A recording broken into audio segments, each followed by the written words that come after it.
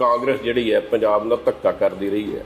ਤੁਹਾਡੀਆਂ ਵਾਰ-ਵਾਰ ਸਰਕਾਰਾਂ ਬਣੀਆਂ, ਸ਼੍ਰੋਮਣੀ ਅਕਾਲੀ ਦਲ ਕਲੇਮ ਕੀਤਾ ਜਾਂਦਾ ਪੰਥਕ ਪਾਰਟੀ ਹੈ, ਖੇਤਰੀ ਪਾਰਟੀ। ਸ਼੍ਰੋਮਣੀ ਅਕਾਲੀ ਦਲ ਇੰਨੀ ਕਮਜ਼ੋਰ ਹੋ ਗਈ ਵੀ 56 ਸਾਲਾਂ 'ਚ ਆਪਣੀ ਰਾਜਧਾਨੀ ਨਹੀਂ ਦਵਾ ਸਕੇ। ਜੇ ਕਾਂਗਰਸ ਨੇ ਇਨਸਾਫ ਨਹੀਂ ਕੀਤਾ, ਬੇਇਨਸਾਫੀ ਆਪ ਕੀਤੀ, ਤੇ ਉਸ ਤੋਂ ਬਾਅਦ ਜਿਹੜੀਆਂ ਦੂਜੀਆਂ ਸਰਕਾਰਾਂ ਆਈਆਂ ਉਹਨਾਂ ਨੇ ਵੀ ਜਿਹੜੀ ਹੈ ਇਨਸਾਫ ਦੇ ਪਾਸੇ ਕਦਮ ਨਹੀਂ ਚੁੱਕੇ। ਅਸਲ ਜਿਵੇਂ ਸਰ ਤੁਹਾਡੀ ਸਰਕਾਰ ਹੀ ਸੈਂਟਰ 'ਚ ਵੀ ਤੇ ਪੰਜਾਬ 'ਚ ਅਮਿਤ ਸ਼ਾਹ ਜੀ ਨੇ ਐਲਾਨ ਕੀਤੇ ਔਰ ਮੁਲਾਜ਼ਮਾਂ ਨੂੰ ਉਤਸ਼ਾਹਿਤ ਵੀ ਕੀਤਾ ਉਹਨਾਂ ਫਾਇਦੇ ਦੱਸ ਕੇ ਕਿ ਤੁਹਾਨੂੰ 2 ਸਾਲ ਸਰਵਿਸ ਦਾ ਬੈਨੀਫਿਟ ਹੋਏਗਾ, ਤੁਹਾਨੂੰ ਤਨਖਾਹਾਂ ਦਾ ਥੋੜ੍ਹਾ ਜਿਹਾ ਬੈਨੀਫਿਟ ਹੋਏਗਾ। ਉਹਨਾਂ ਨੇ ਫਾਇਦੇ ਤਾਂ ਦੱਸ ਦਿੱਤੇ, ਪਰ ਇਸ ਆੜ ਦੇ ਵਿੱਚ ਪੰਜਾਬ ਕੋਲੋਂ ਖੋਇਆ ਕੀ ਜਾ ਰਿਹਾ ਇਹ ਨਹੀਂ ਦੱਸਿਆ। ਤੇ ਦਿੱਲੀ ਵਾਲਿਆਂ ਦੀ ਨੀਤ ਤੇ ਭਾਵੇਂ ਕੇਜਰੀਵਾਲ ਹੈ, ਭਾਵੇਂ ਜਿਹੜੀ ਹੈਗੀ ਆ ਹੁਣ ਦੀ ਬੀਜੇਪੀ ਦੀ ਸਰਕਾਰ ਹੈ, ਉਹਨਾਂ ਦੀ ਨੀਤ ਤਾਂ ਕੋਈ ਵਧੀਆ ਹੈ ਨਹੀਂ। ਪੰਜਾਬੀ ਤਾਂ ਐਸੀ ਐਲੀਗੇਸ਼ਨ ਦੋਸ਼ ਲਾਉਂਦੇ ਨੇ ਵੀ 1 ਨਵੰਬਰ 1966 ਤੋਂ ਚੰਡੀਗੜ੍ਹ ਪੰਜਾਬ ਤੋਂ ਖੋਹ ਲਿਆ, ਯੂਟੀ ਬਣਾਤਾ। 1 ਨਵੰਬਰ 1966 ਤੋਂ ਇੱਥੋਂ ਦੀ ਸਰਕਾਰੀ ਭਾਸ਼ਾ ਪੰਜਾਬੀ ਦੀ ਥਾਂ ਤੇ ਅੰਗਰੇਜ਼ੀ ਕਰ ਦਿੱਤੀ। ਜੇ ਅਕਾਲੀ ਦਲ ਵੀ ਇਹ ਮਹਿਸੂਸ ਕਰ ਰਿਹਾ ਵੀ 55 ਸਾਲਾਂ 'ਚ ਅਸੀਂ ਕੁਛ ਨਹੀਂ ਕਰ ਸਕੇ, ਤੇ ਲੱਗਦਾ ਨਹੀਂ ਫਿਰ ਦਿੱਲੀ ਵਾਲੇ ਤਾਂ ਸਭ ਕੁਛ ਲੈ ਜਾਣਗੇ।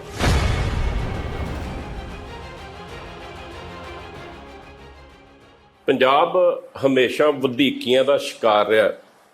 ਉਹ ਕਈ ਤਰ੍ਹਾਂ ਦੀਆਂ ਵਧੀਕੀਆਂ ਹੋ ਸਕਦੀਆਂ ਨੇ, ਪਰ ਅੱਜ ਅਸੀਂ ਗੱਲ ਕਰਾਂਗੇ ਚੰਡੀਗੜ੍ਹ ਦੀ।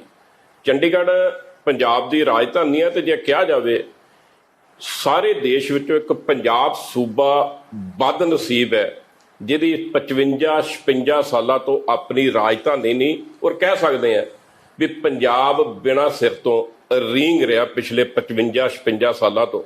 ਤੇ ਹੁਣ ਅਮਿਤ ਸ਼ਾਹ ਜਿਹੜੇ ਕੇਂਦਰੀ ਗ੍ਰਹਿ ਮੰਤਰੀ ਨੇ, ਉਹਨਾਂ ਨੇ ਪੰਜਾਬ ਪ੍ਰਤੀ ਇੱਕ ਹੋਰ ਸਿਆਸੀ ਬੰਬ ਸੁੱਟ ਦਿੱਤਾ। ਉਹਨਾਂ ਨੇ ਕਹਿ ਦਿੱਤਾ ਵੀ ਚੰਡੀਗੜ੍ਹ ਦੇ ਮੁਲਾਜ਼ਮਾਂ ਉੱਪਰ ਹੁਣ ਪੰਜਾਬ ਦੇ ਨਹੀਂ, ਕੇਂਦਰ ਦੇ ਸਕੇਲ ਤੇ ਕੇਂਦਰ ਦੇ ਜਿਹੜੇ ਸੇਵਾ ਨਿਯਮ ਦੇ ਉਹ ਲਾਗੂ ਹੋਣਗੇ। ਉਹਨੂੰ ਲੈ ਕੇ ਬਹੁਤ ਵੱਡਾ ਬਵਾਲ ਖੜਾ ਹੋ ਗਿਆ ਪੰਜਾਬ 'ਚ। ਸਿਆਸੀ ਤੌਰ ਤੇ ਵੀ ਕਈ ਕੁਝ ਚੱਲ ਰਿਹਾ। ਔਰ ਸਾਡੇ ਨਾਲ ਮੌਜੂਦ ਨੇ ਡਾਕਟਰ ਦਲਜੀਤ ਸਿੰਘ ਚੀਮਾ, ਜਿਹੜੇ ਸ਼੍ਰੋਮਣੀ ਅਕਾਲੀ ਦਲ ਦੇ ਸੀਨੀਅਰ ਲੀਡਰ ਨੇ ਔਰ ਅਕਸਰ ਚੰਡੀਗੜ੍ਹ ਦੇ ਮੁੱਦਿਆਂ ਉੱਪਰ ਬੜੀ ਬੇਬਾਕੀ ਨਾਲ ਬੋਲਦੇ ਨੇ। ਉਹਨਾਂ ਨੂੰ ਪੁੱਛਦੇ ਆ ਚੀਮਾ ਸਾਹਿਬ, ਸ਼੍ਰੋਮਣੀ ਅਕਾਲੀ ਦਲ ਸੂਬਿਆਂ ਦੀ ਲੜਾਈ ਲੜਦਾ ਹੈ, ਐਮਰਜੈਂਸੀ ਵਿਰੁੱਧ ਲੜਾਈ ਲੜਦਾ ਹੈ। ਅੱਜ ਆਪਾਂ ਚੰਡੀਗੜ੍ਹ ਬੈਠੇ ਆ, ਲੱਗਦਾ ਨਹੀਂ ਕੋਈ ਬੜੇ ਬਦਨਸੀਬ ਆ। ਚੰਡੀਗੜ੍ਹ 28 ਪੰਜਾਬੀ ਪਿੰਡਾਂ ਨੂੰ ਉਜਾੜ ਕੇ ਪੰਜਾਬ ਦੀ ਰਾਜਧਾਨੀ ਲਈ ਬਣਾਇਆ, ਪਰ 1 ਨਵੰਬਰ 1966 ਤੋਂ ਇਹਦੇ ਤੇ ਯੂਟੀ ਦੀ ਸਟੈਂਪ ਲੱਗ ਗਈ ਹੈ। ਕਿੱਥੇ ਨੇ ਪੰਜਾਬੀ? ਦੇਖੋ, ਗੱਲ ਇਹ ਹੈ ਕਿ ਇੱਕ ਬਹੁਤ ਵੱਡਾ, ਮੈਂ ਕਹਿ ਸਕਦਾ ਕਿ ਇਤਿਹਾਸਕ ਇਨਜਸਟਿਸ ਹੈ ਜਿਹੜਾ ਪੰਜਾਬ ਦੇ ਨਾਲ ਉਸ ਵੇਲੇ ਕਾਂਗਰਸ ਪਾਰਟੀ ਨੇ ਕੀਤਾ। ਕਿੰਨੇ ਸੂਬੇ ਆ ਦੇਸ਼ ਦੇ ਵਿੱਚ ਜਿਨ੍ਹਾਂ ਦੀ ਅੱਗੋਂ ਵੰਡ ਹੋਈ ਤੇ ਨਵੇਂ ਸੂਬੇ ਬਣੇ। ਹੁਣ ਪਿਛਲੇ ਸਮੇਂ ਤੱਕ ਵੀ ਸੂਬੇ ਨਵੇਂ ਬਣਦੇ ਰਹੇ, ਪਰ ਇੱਕ ਵੀ ਸਟੇਟ ਇਹੋ ਜਿਹੀ ਨਹੀਂ ਜਿਹਦੇ ਵਿੱਚ ਪੇਰੈਂਟ ਸਟੇਟ ਨੂੰ ਉਹਦੀ ਆਪਣੀ ਰਾਜਧਾਨੀ ਨਾ ਦਿੱਤੀ। ਕਿਉਂਕਿ ਦੇਸ਼ ਦੀ ਵੰਡ ਹੋਈ, ਪਹਿਲੀ ਰਾਜਧਾਨੀ ਲਾਹੌਰ ਸੀ ਪੰਜਾਬ ਦੀ, ਤੇ ਕੁਦਰਤੀ ਗੱਲ ਹੈ ਵੰਡ ਹੋ ਗਈ ਤੇ ਚੰਡੀਗੜ੍ਹ ਨਵਾਂ ਸ਼ਹਿਰ ਵਸਾਇਆ ਗਿਆ ਪੰਜਾਬ ਦੀ ਰਾਜਧਾਨੀ ਤੋਂ। ਜੀ ਜਦੋਂ ਹਰਿਆਣਾ ਬਣਨਾ ਸੀ, ਹਿਮਾਚਲ ਬਣਿਆ ਸੀ, ਉਸੇ ਵੇਲੇ ਫੈਸਲਾ ਕਰਨਾ ਚਾਹੀਦਾ ਸੀ ਕਿ ਹਰਿਆਣੇ ਨੂੰ ਇਹ ਜਿਹੜਾ ਸ਼ਹਿਰ ਹੈ ਫਲਾਣੀ ਜਗ੍ਹਾ ਤੇ ਉਹਦੀ ਰਾਜਧਾਨੀ। ਪਰ ਜਾਣ ਬੁੱਝ ਕੇ ਉਦੋਂ ਜਿਹੜੀ ਹੈ ਡਿਸਪਿਊਟ ਖੜੀ ਕਰਨ ਵਾਸਤੇ 10 ਸਾਲ ਦਾ ਸਮਾਂ ਹਰਿਆਣੇ ਨੂੰ ਦੇ ਦਿੱਤਾ ਗਿਆ ਕਿ 10 ਸਾਲ ਚੰਡੀਗੜ੍ਹ ਦੇ ਵਿੱਚ ਉਹਦੇ ਦਫ਼ਤਰ ਚੱਲਣਗੇ। 60-40 ਦੀ ਰੇਸ਼ੋ ਦੇ ਵਿੱਚ ਇਹਦੀ ਵੰਡ ਕਰ ਦਿੱਤੀ ਗਈ। ਪਰ ਉਸ ਤੋਂ ਬਾਅਦ ਇਸ ਕਮਿਟਮੈਂਟ ਨੂੰ ਜਿੰਨੀਆਂ ਵੀ ਕੇਂਦਰ ਦੀਆਂ ਸਰਕਾਰਾਂ ਆਈਆਂ, ਉਹਨਾਂ ਨੇ ਅਣਗੌਲਿਆਂ ਕਰਕੇ ਉਲਟਾ ਇਹੋ ਜਿਹੇ ਕਦਮ ਚੁੱਕੇ ਜਿਹਦੇ ਨਾਲ ਪੰਜਾਬ ਦਾ ਕਲੇਮ ਜਿਹੜਾ ਉਹ ਹੌਲੀ ਹੌਲੀ ਡਿਲੂਟ ਹੋ। ਠੀਕ ਹੈ। ਦੇਖੋ ਕਿੰਨੇ ਕਮਿਸ਼ਨ ਬਣੇ, ਕਿੰਨੀਆਂ ਕਮੇਟੀਆਂ ਬਣੀਆਂ। ਅਮਿਤ ਸ਼ਾਹ ਉਹਨਾਂ ਕੋਲ ਜਾਣ ਤੋਂ ਪਹਿਲਾਂ ਗੱਲ ਇੱਥੇ ਨਿਬੇੜ ਲੈਂਦੇ ਆ। ਮੰਨ ਲੈਂਦੇ ਆ ਕਾਂਗਰਸ ਜਿਹੜੀ ਹੈ ਪੰਜਾਬ ਨਾਲ ਧੱਕਾ ਕਰਦੀ ਰਹੀ ਹੈ। ਤੁਹਾਡੀਆਂ ਵਾਰ-ਵਾਰ ਸਰਕਾਰਾਂ ਬਣੀਆਂ, ਸ਼੍ਰੋਮਣੀ ਅਕਾਲੀ ਦਲ ਕਲੇਮ ਕੀਤਾ ਜਾਂਦਾ ਪੰਥਕ ਪਾਰਟੀ ਹੈ, ਖੇਤਰੀ ਪਾਰਟੀ। ਸ਼੍ਰੋਮਣੀ ਅਕਾਲੀ ਦਲ ਇੰਨੀ ਕਮਜ਼ੋਰ ਹੋ ਗਈ ਵੀ 56 ਸਾਲਾਂ 'ਚ ਆਪਣੀ ਰਾਜਧਾਨੀ ਨਹੀਂ ਦਵਾ ਸਕੇ। ਦੇਖੋ ਬੜੇ ਵੱਡੇ ਮੋਰਚੇ ਜਿਹੜੇ ਆ ਪੰਜਾਬ ਦੇ ਇਹਨਾਂ ਗੱਲਾਂ ਵਾਸਤੇ, ਚੰਡੀਗੜ੍ਹ ਵਾਸਤੇ ਵੀ, ਚੰਡੀਗੜ੍ਹ ਤੇ ਪੰਜਾਬੀ ਬੋਲਦੇ ਇਲਾਕਿਆਂ ਵਾਸਤੇ ਵੀ, ਦਰਿਆਵਾਂ ਦੇ ਪਾਣੀਆਂ ਵਾਸਤੇ ਵੀ ਸ਼੍ਰੋਮਣੀ ਅਕਾਲੀ ਦਲ ਨੇ। ਔਰ ਬਹੁਤ ਜਿਹੜਾ ਪੰਜਾਬ ਦਾ ਮੈਂ ਸਮਝਦਾ ਕਿ ਇੱਕ ਜਿਹੜਾ ਬਹੁਤ ਮਾੜਾ ਪੀਰੀਅਡ ਪੰਜਾਬ ਨੂੰ ਦੇਖਣਾ ਪਿਆ, ਉਹਦੇ ਪਿੱਛੇ ਵੀ ਇਹ ਜਿਹੜੇ ਇਤਿਹਾਸਕ ਇਨਜਸਟਿਸ ਹੋਏ ਸੀਗੇ, ਇਹੀ ਮੇਨ ਕਾਰਨ ਸੀ ਕਿ ਜਿਹਦੇ ਕਰਕੇ ਇੱਥੋਂ ਤੱਕ ਗੱਲ ਵੱਧ ਗਈ ਕਿ ਜਿਹੜਾ 10-12 ਸਾਲ ਜਿਹੜਾ ਪੰਜਾਬ ਨੂੰ ਬਹੁਤ ਵੱਡਾ ਸੰਤਾਪ ਭੁਗਤਣਾ ਪਿਆ। ਪਰ ਅਫਸੋਸ ਇਸ ਗੱਲ ਦਾ ਹੈ ਕਿ ਜੇ ਕਾਂਗਰਸ ਨੇ ਇਨਸਾਫ ਨਹੀਂ ਕੀਤਾ, ਬੇਇਨਸਾਫੀ ਆਪ ਕੀਤੀ, ਤੇ ਉਸ ਤੋਂ ਬਾਅਦ ਜਿਹੜੀਆਂ ਦੂਜੀਆਂ ਸਰਕਾਰਾਂ ਆਈਆਂ ਉਹਨਾਂ ਨੇ ਵੀ ਜਿਹੜੀ ਹੈ ਇਨਸਾਫ ਦੇ ਪਾਸੇ ਕਦਮ ਨਹੀਂ ਚੁੱਕੇ, ਕਿਉਂਕਿ ਢੰਗ ਤਰੀਕੇ ਇਹੋ ਜਿਹੇ ਸਮੇਂ ਦੇ ਨਾਲ ਵਰਤਦੇ ਗਏ। ਜਿਵੇਂ ਸਭ ਤੁਹਾਡੀ ਸਰਕਾਰ ਹੀ ਸੈਂਟਰ 'ਚ ਵੀ ਤੇ ਪੰਜਾਬ 'ਚ ਵੀ। ਦੇਖੋ ਸਾਡੇ ਵੇਲੇ ਪਹਿਲਾਂ ਵੀ ਇਹ ਕੋਸ਼ਿਸ਼ਾਂ ਹੁੰਦੀਆਂ ਰਹੀਆਂ। ਅੱਜ ਜਿਹੜੀ ਹੈ ਸੈਂਟਰਲ ਗਵਰਨਮੈਂਟ ਦੇ ਰੂਲ ਲਾਗੂ ਕਰਨ ਦੀ ਗੱਲ ਉੱਠੀ ਹੈ, ਇਹ ਅੰਦਰ ਖਾਤੇ ਬਹੁਤ ਵਾਰੀ ਪਹਿਲਾਂ ਉੱਠੀ। ਉਦੋਂ ਪ੍ਰਕਾਸ਼ ਸਿੰਘ ਬਾਦਲ ਸਾਹਿਬ ਮੁੱਖ ਮੰਤਰੀ ਸੀ, ਮੈਂ ਆਪ ਨਾਲ ਗਿਆ ਸੀ, ਰਾਜਨਾਥ ਜੀ ਦੇਸ਼ ਦੇ ਗ੍ਰਹਿ ਮੰਤਰੀ ਸੀ। ਉਸ ਵੇਲੇ ਵੀ ਪੁਲਿਸ ਡਿਪਾਰਟਮੈਂਟ ਦੇ ਵਿੱਚ ਜਿਹੜੀ ਹੈ ਇਹਨੂੰ ਸਾਰੇ ਕੇਡਰ ਨੂੰ ਬੰਦ ਕਰਕੇ ਤੇ ਸੈਂਟਰਲ ਅਫਸਰ ਜਿਹੜੇ ਸੀ ਡੈਪੂਟੇਸ਼ਨ ਦੇ ਉੱਤੇ ਇੱਥੇ ਲਾਉਣ ਦੀ ਗੱਲ ਕੀਤੀ ਗਈ ਸੀ। ਆਪ ਉਸ ਵੇਲੇ ਬਾਦਲ ਸਾਹਿਬ ਦੇ ਨਾਲ ਮੈਂ ਆਪ ਖੁਦ ਹਾਜ਼ਰ ਸੀ। ਅਸੀਂ ਰਾਜਨਾਥ ਸਿੰਘ ਜੀ ਨੂੰ ਮਿਲ ਕੇ ਸਾਰੀ ਗੱਲ ਸਮਝਾਈ ਕਿ ਬਾਕੀ ਦੇਸ਼ ਦੀਆਂ ਯੂਨੀਅਨ ਟੈਰੀਟਰੀਆਂ ਤੇ ਪੰਜਾਬ ਦਾ ਬਹੁਤ ਵੱਡਾ ਫਰਕ, ਇਸ ਕਰਕੇ ਉਹ ਲਏ ਹੋਏ ਫੈਸਲੇ ਉਹਨਾਂ ਦੇ ਅਸੀਂ ਫਿਰ ਉਸ ਵੇਲੇ ਰਿਵਰਸ ਕਰਾਏ। ਇਹ ਇੱਕ ਵਾਰੀ ਨਹੀਂ, ਕਈ ਵਾਰੀ ਹੋਇਆ ਕਿ ਜਦੋਂ ਵੀ ਇਸ ਤਰ੍ਹਾਂ ਦੀ ਨੌਬਤ ਇੱਥੇ ਆਉਂਦੀ ਰਹੀ, ਸਾਨੂੰ ਇੱਥੇ ਦੀਆਂ ਮੁਲਾਜ਼ਮ ਜਥੇਬੰਦੀਆਂ ਆ ਕੇ ਦੱਸਦੀਆਂ ਰਹੀਆਂ ਕਿ ਹੁਣ ਫੇਰ ਚਾਲ ਚੱਲੀ ਜਾ ਰਹੀ ਹੈ, ਤੇ ਅਸੀਂ ਲਗਾਤਾਰ ਉੱਥੇ ਜਾ ਕੇ ਜਿਹੜੇ ਕੇਂਦਰ ਦੇ ਕੋਲ ਪਹਿਰਾ ਦੇ ਕੇ ਇਹਨੂੰ ਰੋਕਦੇ ਰਹੇ, ਉਹਨਾਂ ਨੂੰ ਸਮਝਾਉਂਦੇ ਰਹੇ ਕਿ ਇਹ ਉਹ ਯੂਨੀਅਨ ਟੈਰੀਟਰੀ ਨਹੀਂ ਹੈ, ਇੱਕ ਅਡ ਹਾਕ ਅਰੇਂਜਮੈਂਟ ਹੈ। ਇੱਥੇ 60-40 ਦੀ ਰੇਸ਼ਨ ਨੂੰ ਡਿਸਟਰਬ ਹੋਣ ਵਾਸਤੇ ਬੜੀਆਂ ਕੁਛ ਹੋਇਆ।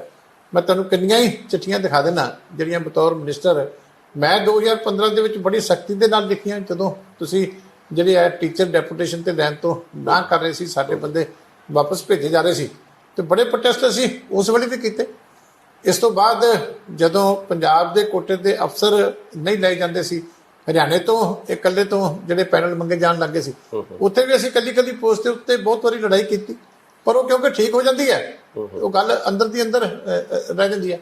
ਹੈਲਮਟ ਦੇ ਇਸ਼ੂ ਦੇ ਵਿੱਚ ਚੰਡੀਗੜ੍ਹ ਨੇ ਵੱਖਰਾ ਕਾਨੂੰਨ ਬਣਾ ਕੇ ਤੇ ਜਿਹੜਾ ਉਹ ਥੋਪਣ ਦੀ ਕੋਸ਼ਿਸ਼ ਕੀਤੀ ਸਿੱਖ ਔਰਤਾਂ ਦੇ ਉੱਤੇ, ਉਹਦੇ ਉੱਤੇ ਅਸੀਂ ਬੜੀ ਵੱਡੀ ਲੜਾਈ ਲੜੀ। ਜਿਹੜਾ ਅਮਿਤ ਸ਼ਾਹ ਉਹਨਾਂ ਨੇ ਐਲਾਨ ਕੀਤਾ, ਕੀ ਸਮਝਦੇ ਜੇ ਵੀ ਡਿਊਟੀ ਦੇ 16,000 ਦੇ ਕਰੀਬ ਰੈਗੂਲਰ ਮੁਲਾਜ਼ਮ ਨੇ, ਉਹਨਾਂ ਉੱਪਰ ਪੰਜਾਬ ਦੇ ਨਹੀਂ, ਪਹਿਲਾਂ ਪੰਜਾਬ ਦੇ ਸੇਵਾ ਨਿਯਮ ਚੱਲਦੇ ਆ ਰਹੇ, ਕੇਂਦਰ ਦੇ ਸੇਵਾ ਨਿਯਮ ਲਾਗੂ ਹੋਣਗੇ, ਇਹਦੇ ਨਾਲ ਕੀ ਸਮਝਦੇ ਜੇ ਪੰਜਾਬ ਤੋਂ ਚੰਡੀਗੜ੍ਹ ਹੋਰ ਦੂਰ ਲਿਜਾਉਣ ਦੀ ਕੋਸ਼ਿਸ਼ ਕੀਤੀ ਜਾ ਰਹੀ ਹੈ? ਦੇਖੋ ਗੱਲ ਇਹ ਹੈ, ਪਹਿਲੀ ਤਾਂ ਇਹੀ ਗੱਲ ਜਿਹੜੀ ਹੈ ਸਭ ਤੋਂ ਖਤਰਨਾਕ ਹੈ ਕਿ ਕੇਂਦਰ ਦੇ ਮੁਲਾਜ਼ਮ ਆ ਕਿੱਥੋਂ ਗਏ।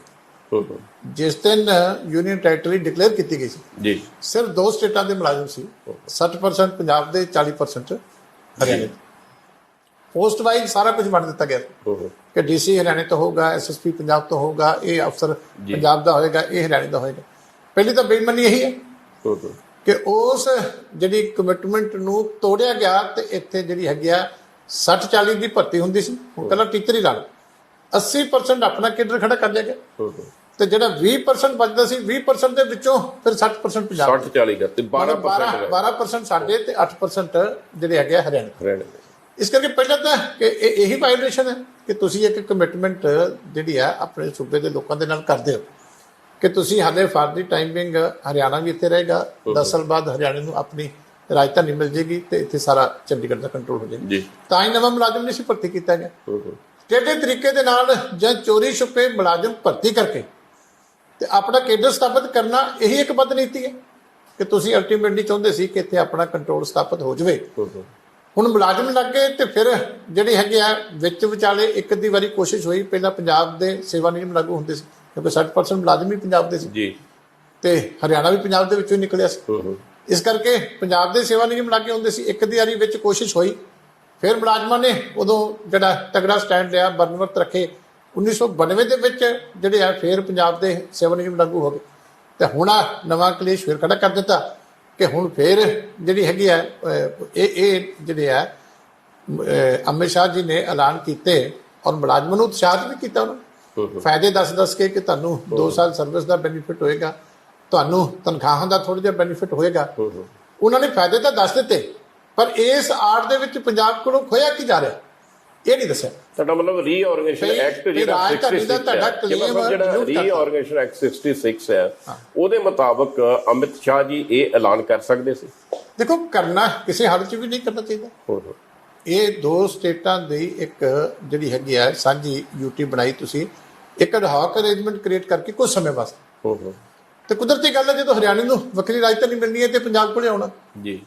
ਤੇ ਜਿਹੜੀ ਚੀਜ਼ ਪੰਜਾਬ ਕੋਲੇ ਆਉਣੀ ਹੈ ਉਹਦੇ ਵਿੱਚ ਤੁਸੀਂ ਆਪਣੇ ਸੈਂਟਰ ਦੇ ਨਵੇਂ ਕੇਂਦਰ ਕਿਉਂ ਖੜੇ ਕਰੋ? ਇਹ ਪਚੀਦਗੀਆਂ ਇਸ ਕਰਕੇ ਖੜੀਆਂ ਕੀਤੀਆਂ ਜਾ ਰਹੀਆਂ ਕਿ ਅਲਟੀਮੇਟਲੀ ਇਹਨਾਂ ਦੇ ਬੇਸ ਦੇ ਉੱਤੇ ਕਿਹਾ ਜਾਏਗਾ ਕਿ ਹੁਣ ਇਹਨੂੰ ਪਰਮਾਨੈਂਟ ਯੂਟੀ ਰਹਿਣ ਦਿਓ, ਕਿਉਂਕਿ ਇੱਥੇ ਕੇਂਦਰ ਸੈਂਟਰ ਦਾ ਆ ਗਿਆ, ਇੱਥੇ ਦੂਜੀਆਂ ਚੀਜ਼ਾਂ ਆ ਗਈਆਂ। ਇਹ ਹੌਲੀ ਹੌਲੀ ਜਿਹੜਾ ਹੈਗਾ ਸਮਾਨ ਰੱਖ ਕੇ ਕਬਜ਼ਾ ਹੀ ਕਰਨ ਵਾਲੀ ਗੱਲ ਹੈ ਕਿ ਤੁਸੀਂ ਹੁਣ ਕਹਿ ਲਓ ਕਿ ਕਬਜ਼ਾ ਹੀ ਤਕਰੀਬਨ ਕੇਂਦਰ ਦਾ ਹੋ ਗਿਆ। ਇੱਥੇ ਪੰਜਾਬੀ ਭਾਸ਼ਾ ਵੀ ਖਤਮ ਕਰ ਦਿਓਗੇ, ਕਿਉਂਕਿ ਜੇ ਰੂਲ ਤੁਸੀਂ ਹੁਣ ਗਵਰਨਮੈਂਟ ਆਫ ਇੰਡੀਆ ਦੇ ਲਾਗੂ ਕਰ ਦਿੱਤੇ, ਪਹਿਲਾਂ ਹੀ ਮੈਂ ਤੁਹਾਨੂੰ ਕਿੰਨੀਆਂ ਚਿੱਠੀਆਂ ਦਿਖਾ ਦੇਣਾ, ਜੇਬੀਟੀ ਟੀਚਰਾਂ ਦੀਆਂ ਪੋਸਟਾਂ ਦੇ ਵਿੱਚ ਵੀ ਪੰਜਾਬੀ ਭਾਸ਼ਾ ਖਤਮ ਕਰ ਦਿੱਤੀ ਗਈ, ਹੋਰ ਪੋਸਟਾਂ ਦੇ ਵਿੱਚ ਵੀ 10ਵੀਂ ਦੀ ਪੰਜਾਬੀ ਦੀ ਸ਼ਰਤ ਖਤਮ ਕਰ ਦਿੱਤੀ ਗਈ, ਰੂਲਾਂ 'ਚ ਖਤਮ ਕਰ। ਪਰ ਹੁਣ ਜਦੋਂ ਕੇਂਦਰ ਸਰਕਾਰ ਦੇ ਰੂਲ ਲਾਗੂ ਹੋ ਗਏ ਤੇ ਫਿਰ ਪੰਜਾਬੀ ਦੀ ਜਿਹੜੀ 10ਵੀਂ ਤੱਕ ਪੰਜਾਬੀ ਪੜ੍ਹਿਆ ਹੋਣਾ ਚਾਹੀਦਾ, ਜਿਨੇ ਇਸ ਸ਼ਹਿਰ ਦਾ ਇੱਕ ਕਲਚਰ ਜਿਹੜਾ ਪੰਜਾਬੀ ਦੇ ਨਾਲ ਜੋੜ ਕੇ ਰੱਖਣਾ, ਆਪਣੀ ਵਿਰਾਸਤ ਨਾਲ ਜੋੜ ਕੇ ਰੱਖਣਾ, ਉਹ ਚੀਜ਼ਾਂ ਖਤਮ ਹੋ ਜਾਣਗੀਆਂ। ਜਦੋਂ ਉਹ ਚੀਜ਼ਾਂ ਹੀ ਖਤਮ ਹੋ ਜਾਣਗੀਆਂ ਤੇ ਫਿਰ ਅਲਟੀਮੇਟਲੀ ਆਪੇ ਜਿਹੜਾ ਚੰਡੀਗੜ੍ਹ ਦਾ ਪੰਜਾਬ ਦਾ ਜਿਹੜਾ ਇੱਕ ਅਧਿਕਾਰ ਆ ਉਹ ਐਂ ਲੱਗਣ ਲੱਗ ਜਾਏਗਾ ਵੀ ਪੰਜਾਬ ਦਾ ਹੈ ਹੀ। ਫਿਰ ਹੱਲ ਕੀ ਹੈ? ਨਹੀਂ, ਹੱਲ ਤਾਂ ਇਹ ਹੈ ਕਿ ਤਗੜੇ ਹੋ ਕੇ ਸਾਰੀਆਂ ਪਾਰਟੀਆਂ ਨੂੰ ਇਹਦੇ ਵਾਸਤੇ ਸਟੈਂਡ ਲੈਣਾ ਚਾਹੀਦਾ। ਕੱਲ ਦਾ ਹੁਣ ਇਹ ਫੈਸਲਾ ਹੋਇਆ ਤੇ ਮੈਂ ਹੈਰਾਨ ਹਾਂ ਕਿ ਸਰਕਾਰ ਹਾਲੇ ਤੱਕ ਚੁੱਪ ਹੈ। ਐਡੀ ਸਟਰੋਂਗ 92 ਉਹਦੇ ਐਮਐਲਏ ਨੇ, ਪਰ ਉਹ ਹੁਣ ਉਡੀਕੀ ਜਾਂਦੇ ਹੋਣੇ ਵੀ ਦਿੱਲੀ ਵਾਲੇ ਕੀ ਕਹਿੰਦੇ। ਤੇ ਦਿੱਲੀ ਵਾਲਿਆਂ ਦੀ ਨੀਤ ਤੇ ਭਾਵੇਂ ਕੇਜਰੀਵਾਲ ਹੈ, ਭਾਵੇਂ ਜਿਹੜੀ ਹੈਗੀ ਆ ਹੁਣ ਦੀ ਬੀਜੇਪੀ ਦੀ ਸਰਕਾਰ ਹੈ, ਉਹਨਾਂ ਦੀ ਨੀਤ ਤਾਂ ਕੋਈ ਵਧੀਆ ਹੈ ਨਹੀਂ। ਇਸ ਕਰਕੇ ਕੱਲ ਤੋਂ ਲੈ ਕੇ ਹੁਣ ਤੱਕ ਮੁੱਖ ਮੰਤਰੀ ਸਾਹਿਬ ਦਾ ਏਡੇ ਵੱਡੇ ਇਸ਼ੂ ਤੇ ਚੁੱਪ ਰਹਿਣਾ, ਮੈਂ ਉਹਨਾਂ ਨੂੰ ਬੇਨਤੀ ਕਰਦਾ ਤੁਹਾਡੇ ਨਾਲ ਕਿ ਬਹੁਤ ਵੱਡੀ ਜ਼ਿੰਮੇਵਾਰੀ ਹੈ ਪੰਜਾਬ ਦੀ ਉਹਨਾਂ ਦੀ। ਇੱਥੇ ਉਹਨਾਂ ਨੂੰ ਡਟ ਕੇ ਜਿਹੜਾ ਸਟੈਂਡ ਲੈਣਾ ਚਾਹੀਦਾ ਔਰ ਪੰਜਾਬ ਦੀਆਂ ਸਾਰੀਆਂ ਪਾਰਟੀਆਂ ਨੂੰ ਇਕਮੁੱਠ ਹੋ ਕੇ ਕਰਨਾ ਚਾਹੀਦਾ। ਜੇ ਅਸੀਂ ਇੱਕ ਦੂਜੇ ਨੂੰ ਬਲੇਮ ਕਰਨ ਤੇ ਲੱਗੇ ਰਹੇ ਕਿ ਤੁਸੀਂ ਕੀ ਕੀਤਾ, ਤੁਸੀਂ ਕੀ ਕੀਤਾ, ਉਹ ਗੱਲਾਂ ਵੀ ਕੀਤੀਆਂ ਜਾ ਸਕਦੀਆਂ, ਕਰੋ ਉਹ ਆਪੋ ਆਪਣੇ ਫੋਰਮ ਦੇ ਉੱਤੇ ਜਿੱਥੇ ਮੁੱਦੇ ਉਠਾ ਸਕਦੇ ਹੋ, ਲੇਕਿਨ ਇੱਕ ਸਾਂਝੇ ਕਾਜ ਵਾਸਤੇ, ਸੂਬੇ ਦੀ ਰਾਜਧਾਨੀ ਨੂੰ ਬਚਾਉਣ ਵਾਸਤੇ, ਪੰਜਾਬ ਦੇ ਜਿਹੜੇ ਕਿੰਨੇ ਪਿੰਡ ਉਜਾੜ ਕੇ ਚੰਡੀਗੜ੍ਹ ਬਣਿਆ, ਤੇ ਹੁਣ ਤੁਸੀਂ ਇਹਨੂੰ ਪੱਕੇ ਤੌਰ ਤੇ ਰਾਜਧਾਨੀ ਨੂੰ ਖੋਲੋਗੇ ਤੇ ਬੜੀ ਵੱਡੀ ਬੇਇਨਸਾਫੀ ਔਰ ਬੜੀ ਵੱਡੀ ਬੇਚੈਨੀ ਵੀ ਜਿਹੜੀ ਮੈਂ ਕਹਿ ਸਕਦਾ ਕਿ ਇਸ ਖੇਤਰ ਵਿੱਚ ਇੱਕ ਪੰਜਾਬੀ ਤਾਂ ਐਸੀ ਐਲੀਗੇਸ਼ਨ ਦੋਸ਼ ਲਾਉਂਦੇ ਨੇ ਵੀ 1 ਨਵੰਬਰ 1966 ਤੋਂ ਚੰਡੀਗੜ੍ਹ ਪੰਜਾਬ ਤੋਂ ਖੋਲਿਆ, ਯੂਟੀ ਬਣਾਤਾ। 1 ਨਵੰਬਰ 1966 ਤੋਂ ਇੱਥੋਂ ਦੀ ਸਰਕਾਰੀ ਭਾਸ਼ਾ ਪੰਜਾਬੀ ਦੀ ਥਾਂ ਤੇ ਅੰਗਰੇਜ਼ੀ ਕਰ ਦਿੱਤੀ। ਮੇਰੇ ਕੋਲ ਪੂਰੇ ਅੰਕੜੇ ਨੇ। ਪੰਜਾਬ ਦਾ ਡੈਪੂਟੇਸ਼ਨ ਕੋਟਾ 60% ਹੈ, ਇਸ ਵੇਲੇ 3.5% ਰਹਿ ਗਿਆ। ਯੂਟੀ ਕੇਡਰ ਕ੍ਰੀਏਟ ਕਰ ਦਿੱਤਾ ਔਰ ਹੁਣ ਅਮਿਤ ਸ਼ਾਹ ਜੀ ਨੇ ਕਹਿ ਦਿੱਤਾ ਵੀ ਕੇਂਦਰੀ ਸਕੇਲ। ਕਾਂਗਰਸ ਮੰਨ ਲੈਂਦੇ ਆ, ਬੀਜੇਪੀ ਮੰਨ ਲੈਂਦੇ ਵੀ ਉਹ ਧੱਕੇ ਕਰਦੀ ਆ ਰਹੀ। ਸਵਾਲ ਫਿਰ ਪੈਦਾ ਹੁੰਦਾ ਚੀਮਾ ਸਾਹਿਬ ਵੀ ਤੁਹਾਡੀ ਪਾਰਟੀ ਜਿਹਨੂੰ ਤੁਸੀਂ ਖੇਤਰੀ ਪਾਰਟੀ ਕਹਿੰਦੇ, ਜਿਹਦੇ ਤੇ ਇੱਕ ਆਸ ਵੀ ਹੈਗੀ ਵੀ ਇਹੋ ਜਿਹੇ ਮੁੱਦਾ ਤੇ ਆਵਾਜ਼ ਉਠਾਉਂਦੀ ਹੈ, ਜੇ ਅਕਾਲੀ ਦਲ ਵੀ ਇਹ ਮਹਿਸੂਸ ਕਰ ਰਿਹਾ ਵੀ 55 ਸਾਲਾਂ 'ਚ ਅਸੀਂ ਕੁਛ ਨਹੀਂ ਕਰ ਸਕੇ ਤੇ ਲੱਗਦਾ ਨਹੀਂ ਫਿਰ ਦਿੱਲੀ ਵਾਲੇ ਤੇ ਸਭ ਕੁਝ ਲੈ ਜਾਣਗੇ। ਮੈਂ ਤਾਂ ਤੁਹਾਨੂੰ ਪਹਿਲਾਂ ਹੀ ਜ਼ਿਕਰ ਕੀਤਾ ਹੈ ਕਿ ਜਿਹੜੇ ਵੱਡਾ ਅੰਦੋਲਨ ਇਹਦੇ ਖਿਲਾਫ ਹੋਇਆ, ਧਰਮ ਯੁੱਧ ਮੋਰਚਾ ਲੱਗਿਆ, ਤੇ ਉਹ ਮੇਨ ਜਿਹੜੇ ਪੰਜਾਬ ਦੇ ਮੁੱਦੇ ਸੀ ਉਹਨਾਂ ਦੇ ਵਿੱਚ ਚੰਡੀਗੜ੍ਹ ਤੇ ਪੰਜਾਬੀ ਸਪੀਕਿੰਗ ਏਰੀਆ ਸਭ ਤੋਂ ਵੱਡਾ ਮੁੱਦਾ ਸੀ। ਇਸ ਕਰਕੇ ਉਹ ਕਿਸ ਪਾਸੇ ਨੂੰ ਉਹ ਸਾਰਾ ਅੰਦੋਲਨ ਚਲਾ ਗਿਆ, ਉਹ ਇੱਕ ਬੜਾ ਵੱਖਰਾ ਇੱਕ ਉਹਦਾ ਇਤਿਹਾਸ ਹੈ। ਪਰ ਉਸ ਤੋਂ ਬਾਅਦ ਵੀ ਜਦੋਂ ਵੀ ਕੋਸ਼ਿਸ਼ ਹੁੰਦੀ ਰਹੀ ਹੈ, ਮੈਂ ਤੁਹਾਨੂੰ ਉਦਾਹਰਨਾਂ ਵੀ ਦਿੱਤੀਆਂ ਹੈ ਕਿ ਅਸੀਂ ਆਪਣੇ ਪੱਧਰ ਦੇ ਉੱਤੇ ਹਮੇਸ਼ਾ ਕੋਸ਼ਿਸ਼ ਕੀਤੀ, ਲੇਕਿਨ ਇੱਕ ਬਦਨੀਤੀ ਹੈ ਕਿ ਲਗਾਤਾਰ ਗਵਰਨਮੈਂਟ ਆਫ ਇੰਡੀਆ ਦੇ ਲੈਵਲ ਦੇ ਉੱਤੇ ਭਾਵੇਂ ਕੋਈ ਸਰਕਾਰ ਆ ਜਾਵੇ ਕਿ ਬਿਊਰੋਕਰੇਟਸ ਲਗਾਤਾਰ ਜਿਹੜੀ ਹੈ ਇਸ ਤਰ੍ਹਾਂ ਦੀ ਫੀਡਿੰਗ ਇੱਥੋਂ ਦਿੱਤੀ ਜਾਂਦੀ ਹੈ ਗਵਰਨਮੈਂਟ ਆਫ ਇੰਡੀਆ ਨੂੰ ਕਿ ਪਤਾ ਨਹੀਂ ਜੇ ਇੱਥੇ ਪੰਜਾਬ ਦੇ ਰੂਲਸ ਰਹਿ ਗਏ ਜਾਂ ਪੰਜਾਬ ਦੇ EMPLOYEES ਰਹਿ ਗਏ ਤੇ ਉਹਦੇ ਨਾਲ ਕੇਂਦਰ ਦਾ ਕਿਸੇ ਤਰੀਕੇ ਕੰਟਰੋਲ ਜਿਹੜਾ ਉਹ ਢਿੱਲਾ ਪੈ ਜਾਏਗਾ। ਇਹ ਜਿਹੜੀ ਫੈਡਰਲਿਜ਼ਮ ਦੇ ਖਿਲਾਫ ਇੱਕ ਦੇਸ਼ ਦੇ ਵਿੱਚ ਲਗਾਤਾਰ ਜਿਹੜੀਆਂ ਕੇਂਦਰ ਦੀਆਂ ਸਰਕਾਰਾਂ ਵੱਲੋਂ ਇੱਕ ਨੀਤੀ ਅਪਣਾਈ ਗਈ ਹੈ, ਇਹ ਉਹਦਾ ਹਿੱਸਾ। ਉਹਦੇ ਖਿਲਾਫ ਲਗਾਤਾਰ ਆਵਾਜ਼ ਤਾਂ ਉੱਠਦੀ ਹੈ, ਪਰ ਤੁਸੀਂ ਤੁਹਾਡੇ ਸਾਹਮਣੇ ਕੁਝ ਦਿਨ ਪਹਿਲਾਂ BBMP ਦਾ ਜਿਹੜਾ ਕੰਟਰੋਲ ਹੈ, ਪਹਿਲਾਂ ਸੁਰੱਖਿਆ ਦੇ ਨਾਂ ਦੇ ਉੱਤੇ ਡੈਮਾਂ ਦਾ ਕੰਟਰੋਲ ਲੈ ਲਿਆ, ਉਸ ਤੋਂ ਬਾਅਦ ਜਿਹੜੇ ਮੈਂਬਰ ਲੱਗਣੇ ਸੀਗੇ ਜਿਹੜਾ ਇਰੀਗੇਸ਼ਨ ਦਾ ਤੇ ਪਾਵਰ ਦਾ ਪੰਜਾਬ ਤੇ ਹਰਿਆਣੇ ਤੋਂ, ਉਹ ਵੀ ਜਿਹੜਾ ਕੰਟਰੋਲ ਹੈ ਉਹ ਖਤਮ ਕਰ ਦਿੱਤਾ ਗਿਆ। ਇੱਕ ਥਾਂ ਨਹੀਂ ਹੋ ਰਿਹਾ, ਮੈਂ ਤੁਹਾਨੂੰ ਕਹਿਣਾ ਹਰ ਥਾਂ ਦੇ ਉੱਤੇ ਫੈਡਰਲਿਜ਼ਮ ਨੂੰ ਖੋਰਾ ਜਿਹੜਾ ਪਹਿਲਾਂ GST ਲਾ ਕੇ ਸਾਰੇ ਸੂਬਿਆਂ ਦੇ ਵਿੱਤੀ ਸਾਧਨ ਜਿਹੜੇ ਆ ਉੱਥੇ ਸੂਬਿਆਂ ਨੂੰ ਕੰਗਾਲ ਕਰਕੇ ਰੱਖ ਦਿੱਤਾ, ਭਿਖਾਰੀ ਬਣਾ ਕੇ ਰੱਖ ਦਿੱਤਾ। ਇੱਕ ਤੋਂ ਬਾਅਦ ਇੱਕ ਜੇ 3 ਖੇਤੀ ਕਾਨੂੰਨ ਬਣੇ ਸੀ ਤੇ ਉਹਦੇ ਖਿਲਾਫ ਕਿੰਨਾ ਵੱਡਾ ਐਜੀਟੇਸ਼ਨ ਚੱਲਿਆ, ਉਹ ਵੀ ਫੈਡਰਲਿਜ਼ਮ ਦੇ ਖਿਲਾਫ ਸੀ ਗੱਲ।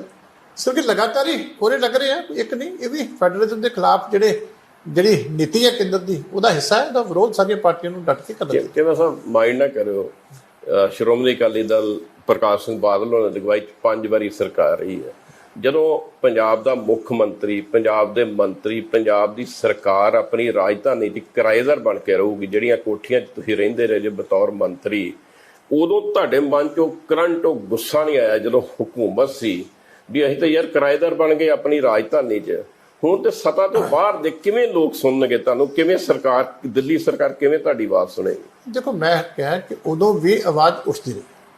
ਉਦੋਂ ਜਿਹੜੀਆਂ ਤੁਸੀਂ ਬਾਦਲ ਸਾਹਿਬ ਦੀਆਂ ਮੁੱਖ ਮੰਤਰੀ ਦੇ ਤੌਰ ਦੇ ਉੱਤੇ ਨੈਸ਼ਨਲ ਇੰਟੈਗ੍ਰੇਸ਼ਨ ਕੌਂਸਲ ਦੀਆਂ ਮੀਟਿੰਗਾਂ ਜੇ ਤੁਸੀਂ ਦੇਖੋਗੇ, ਤੇ ਇਹ ਫੈਡਰਲਿਜ਼ਮ ਦੀ ਗੱਲ ਜਿਹੜੇ ਹੈ, ਸੂਬਿਆਂ ਦੇ ਹੱਕਾਂ ਦੀ ਗੱਲ, ਕੋਈ ਇਹੋ ਜਿਹੀ ਮੀਟਿੰਗ ਨਹੀਂ ਹੋਣੀ ਜਿੱਥੇ ਦੇਸ਼ ਦੀ ਸਭ ਤੋਂ ਹਾਈਐਸਟ ਫੋਰਮ ਦੇ ਉੱਤੇ ਇਹ ਗੱਲ ਜਿਹੜੀ ਹੈ ਪਰ ਸੁਣਵਾਈ ਨਹੀਂ ਹੋਈ ਹਮੇਸ਼ਾ। ਪਰ ਇਹ ਕਿ ਇਹ ਹੁਣ ਜਿਹੜੀ ਹੈ ਬਹੁਤੇ ਪਾਰਟੀਆਂ ਜਿਹੜੀਆਂ ਨੈਸ਼ਨਲ ਲੈਵਲ ਤੇ ਆ, ਜੇ ਇੱਕ ਪਾਰਟੀ ਜਾਂਦੀ ਹੈ ਜਾਂ ਤਾਂ ਦੂਜੀ ਆ ਜਾਏ ਕਿ ਜਿਹਦਾ ਖੇਤਰੀ ਪਾਰਟੀਆਂ ਦੇ ਹੱਕ 'ਚ ਇੰਟਰਸਟ ਹੋਵੇ, ਦੂਜੀ ਦਾ ਵੀ ਸੈਂਟਰਲਾਈਜੇਸ਼ਨ ਵਾਲੇ ਪਾਸੇ ਜਾ ਕੇ ਧਿਆਨ ਹੋ ਜਾਂਦਾ। ਸਾਡੀ ਬਦਕਿਸਮਤੀ ਹੈ ਕਿ ਰੀਜਨਲ ਪਾਰਟੀਆਂ ਜਿਹੜੀਆਂ ਹੈ ਪਿਛਲੇ ਸਮਿਆਂ ਦੇ ਵਿੱਚ ਜਿਹੜੀਆਂ ਉਹ ਸਟੇਟਾਂ ਤੱਕ ਸੀਮਿਤ ਹੋ ਕੇ ਰਹਿ ਗਈਆਂ। ਕੋਈ ਇਹੋ ਜਿਹੇ ਯਤਨ ਕਈ ਵਾਰੀ ਕੀਤੇ ਵੀ ਹੈ ਕਿ ਜਿਹੜੇ ਰੀਜਨਲ ਪਾਰਟੀਆਂ ਨੂੰ ਇਕੱਠੇ ਕਰਕੇ ਤੇ ਨੈਸ਼ਨਲ ਪੱਧਰ ਦੇ ਉੱਤੇ ਵੱਡੀ ਸ਼ਕਤੀ ਜਿਹੜੀ ਆ ਉਹ ਬਣਾਈ ਜਾਵੇ, ਜਿਹੜੀ ਅੱਜ ਵੀ ਮੈਂ ਸਮਝਦਾ, ਕਿਉਂਕਿ ਅਸਲੀ ਇਹ ਜਿਹੜਾ ਦਰਦ ਹੈ ਫੈਡਰਲਿਜ਼ਮ ਨੂੰ ਖੁਰਾ ਲੱਗਣ ਦਾ, ਸੂਬਿਆਂ ਦੇ ਅਧਿਕਾਰ ਖੋਣ ਦਾ, ਕਿ ਪਿੱਛੇ ਬਾਰਡਰ ਦੇ ਵਿੱਚ 50% ਏਰੀਆ ਤੁਸੀਂ ਐਕਸਟੈਂਡ ਕਰ ਲਿਆ ਕਿੰਨੀਆਂ ਸਟੇਟਾਂ ਦਾ, ਇਹ ਅਸਲੀ ਦਰਦ ਤਾਂ ਜਿਹੜੀਆਂ ਹੈਗੀਆਂ ਰੀਜਨਲ ਖੇਤਰੀ ਪਾਰਟੀਆਂ ਉਹਨਾਂ ਨੂੰ ਫੇਸ ਕਰਨਾ ਪੈਂਦਾ।